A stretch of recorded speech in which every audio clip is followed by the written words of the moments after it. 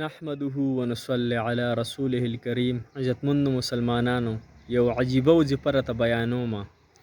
انشاءالله یو پیره ویلو سبا الله تعالی تاسو ته 100 لکه نیکی به تاسو ته الله تعالی درکړي.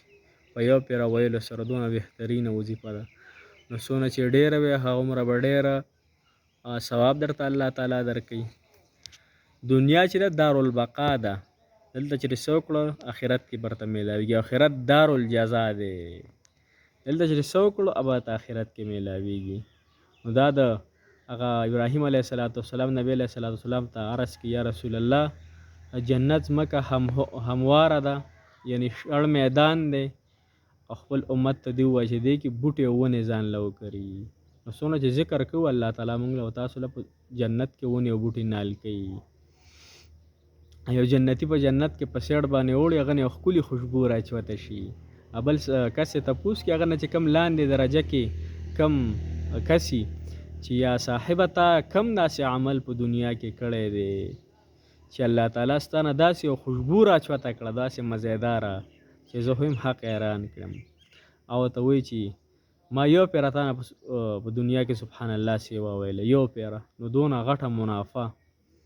نو دنیا دپاره موږ څونه منډې تړلې وخو چې یو 10 روپۍ راته یو ځای کې میلاوي، بل ځای کې 15-20 میلاویږي، نو 15-20 پسې منډې وخو.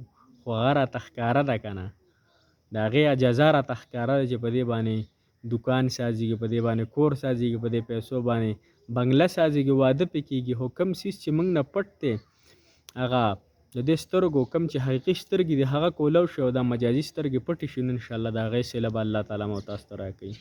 نو وظیفه راته ښیمه چې الله تعالی پې 20 لاک نیکی ورکوي په یو پیره ویلو سره. لا اله الا الله وحده لا شریک له احدا صمدا لم یلد ولم یولد ولم یکن له کفوا احد. یو پیره ویلو سره الله تعالی 100 لکه نیکی ده. الله تعالی په در کې څه کمی شته د هېڅ کمی پکې نشته.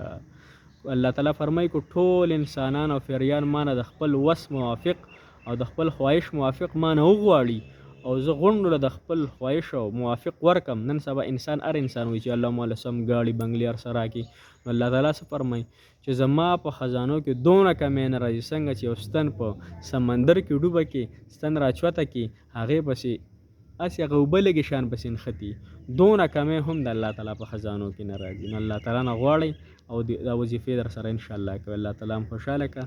واخر دعوانا الحمدلله رب العالمین.